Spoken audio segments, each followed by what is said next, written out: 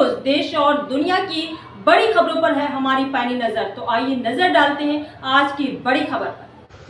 जम्मू कश्मीर की अब बस उसी दिन का इंतजार करने लगी है। शंकराचार्य अभिमुक्तेश्वरानंद सरस्वती जी महाराज। बड़ी खबर जम्मू कश्मीर से, क्या होने वाला है आने वाले दिनों में। जम्मू कश्मीर पहुंचे उत्तरापीठ ज्योतिष शंकराचार्य अभिमुक्तेश्वरानंद सरस्वती जी महाराज ने मीडिया से बातचीत करते हुए ऐसा क्या कहा कि जम्मू कश्मीर की अब बस उसी दिन का इंतजार करने लगी है।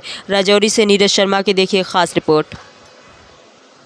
कोई काम किया ही नहीं। नागालैंड की जनता को, नागालैंड की संस्कृति को, नागालैंड की सरकार को, नागालैंड के किसी व्यक्ति को हमने कुछ जब कहा ही नहीं तो क्यों लॉ एंड ऑर्डर खराब होगा। और अगर आपके पास कोई रिकॉर्ड हो कि हमने कहीं पर वक्तव्य दिया हो, कहीं पर हमने लिखा हो, कहीं पर हमने पढ़ा हो, आप ऐसा कोई हो तो हमको दिखाइए। तो ऑफिसर बोले कि हमारे पास तो ऐसा कोई रिकॉर्ड नहीं है, आपने तो कभी ऐसा कुछ नहीं कहा और ना किया है। तो हमने कहा तब बोले साहब हम नहीं कह सकते, हमारे पास तो चूंकि ऑर्डर है तो हम तो ऑर्डर का कंप्लायंस करेंगे। हमने कहा ठीक है, हम आपकी मजबूरी समझते हैं क्योंकि आप अधिकारी हैं, आदेश का पालन ही आपकी प्रकृति है, इससे ज़्यादा आपकी विवेक तो है नहीं आप में। आप मुख्यमंत्री से बात कराइए। तो उन्होंने कहा कि हम मुख्यमंत्री से डायरेक्ट कैसे बात करा सकते हैं, हमारे बस में वो भी नहीं है। हमने कहा तो आप किसी जिम्मेदार व्यक्ति से बात कराइए जो हमसे बात कर सकता हो। हमें पता तो चले कि हमारा अपराध क्या है, कि हम अपने ही देश में, इस देश के नागरिक होने के नाते भारत के हर प्रदेश में जाने का और एक धर्मगुरु होने के नाते भारत के संविधान में प्रदत्त अधिकारों के अनुसार अपने धर्म का प्रचार करने का, यहाँ तक कि अगर हम दूसरे धर्म की कोई बुराई भी अपने धर्म के प्रचार के लिए करते हैं तो वो भी मतलब अनुमन्य है हमारे संविधान में, यहाँ तक छूट मिली हुई। तो हम तो ऐसा कुछ कर ही नहीं रहे हैं। अपने धर्म की बात कहने में, अपने हृदय की बात कहने में हमको रोक नहीं है, आप जाने दीजिए। तो उन्होंने कहा साहब हम कह नहीं सकते हैं और कोई व्यक्ति आपसे बात करने के लिए हम नहीं ला सकते हैं, हम तो अपना आदेश पालन करेंगे। तो हमने कहा नहीं, हम तो बात किए बिना नहीं जाएंगे। तो उन्होंने कहा कि ऐसा करिए कि आप अपना वीडियो रिकॉर्डिंग और एक पत्र हमको दे दीजिए तो हम मुख्यमंत्री जी के पास पहुंचा देंगे। तो हमने वो बना दिया, बना करके अपनी बात पूछी और कहा कि 7 दिन के अंदर इसका उत्तर दीजिए। लेकिन वो 7 दिन तो कब के बीत गए, अभी तक तो हमारे पास कोई उत्तर नहीं आया। तो ये जो सरकारें हैं ये जनभावना को अनदेखी कर रही हैं, अपना स्वयं का, अपने हृदय का एजेंडा चला रही हैं और जनता का एजेंडा नहीं चला रही हैं। और नागालैंड से हजारों लोगों ने उसके बाद अलग अलग तरह से हमसे संपर्क किए और कहा कि आप आइए। तो वहाँ की जो जनता है जब वो हमको बुला रही है उसके बाद भी आप हमको क्यों रोकते हैं। लेकिन फिर भी सरकारें रोक रही हैं। इसका मतलब है कि सरकारें जन भावना के अनुरूप नहीं बल्कि अपने एजेंडे पर अपना काम करना चाहती है। आपने कहा हमारे खिलाफ तो सरकार है ही है। हम इस देश के एक आम आदमी हैं, ठीक है ना। आम आदमी के खिलाफ ही तो है सरकार। किस आम आदमी के पक्ष में कौन सी सरकार खड़ी है, कोई एक उदाहरण बता दो आप।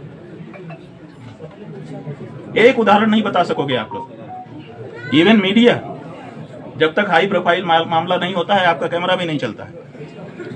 जब कोई हाई प्रोफाइल बात होगी, हम गए अंबानी की विवाह में तो मीडिया ने हमसे सवाल किया कि आप अंबानी की विवाह में क्यों जाते हैं, गरीब के घर में क्यों नहीं जाते। हमने कहा हम 1000 गरीब के घर गए, तुम्हारा कैमरा वहां क्यों नहीं था, क्योंकि तुम गरीब के घर को कवर नहीं करते हो। तुम मीडिया वहां पे हमने नहीं बुलाया था फिर भी खड़े थे। तो समस्या ये है कि मीडिया भी, सरकारें भी हाई प्रोफाइल मामले को देखती हैं, आम आदमी की बात को देखती ही नहीं। आम आदमी के तो अगेंस्ट ही हैं। तो हम तो आम आदमी हैं, हमारे तो अगेंस्ट ऑलरेडी है सरकार। तो और ज्यादा थोड़ा अगेंस्ट हो जाएगी, इससे ज्यादा क्या होगा। लेकिन हमको तो सुकून होगा कि हम जो सच है वो कह रहे हैं और वोट देना हमारा अधिकार है और अपने आसपास के लोगों में बात करना उस बारे में हमारा अधिकार है कि हम लोग कैसे किसको वोट देंगे। तो अगर हम अपने लोगों के बीच में बैठ करके ये तय करते हैं कि अब इसको किसको वोट देना है, किसको नहीं देना है, तो इसमें किसको क्या दिक्कत है।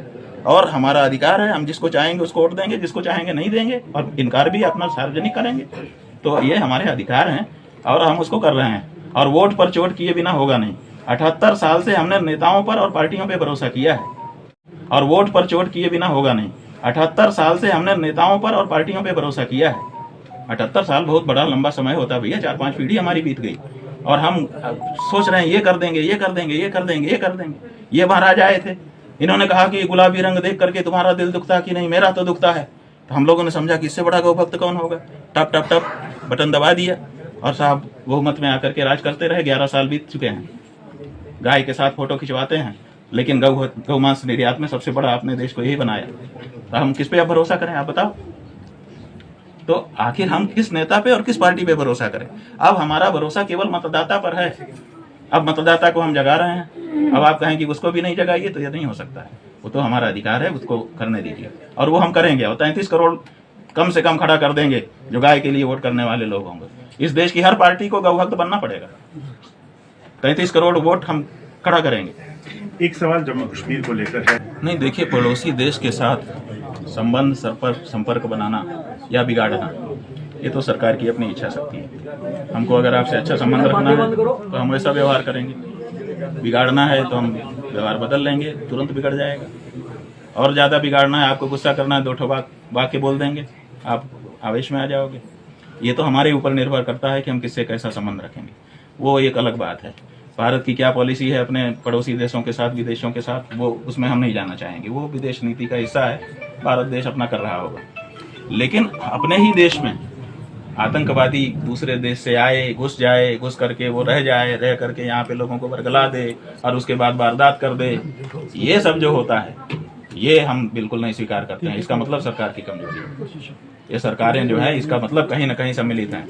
अन्यथा हमारे पास सेना है, हमारे पास शासन है, हमारे पास फंड है, हमारे पास गुप्तचर हैं, हमारे पास पब्लिक भी ऐसी है जो सपोर्टिव है।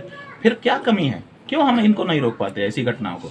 और फिर ये घटनाएं कभी कभी मौसम जैसा आता है, कभी कभी एकदम शांत हो जाती हैं, कभी कभी एकदम तेज हो जाती हैं। तो मौसम क्यों आता है? इसका मतलब कि कोई बड़ा व्यक्ति है जो इशारा करता है कि ओके, और फिर इशारा करता है कि थोड़ा रुको।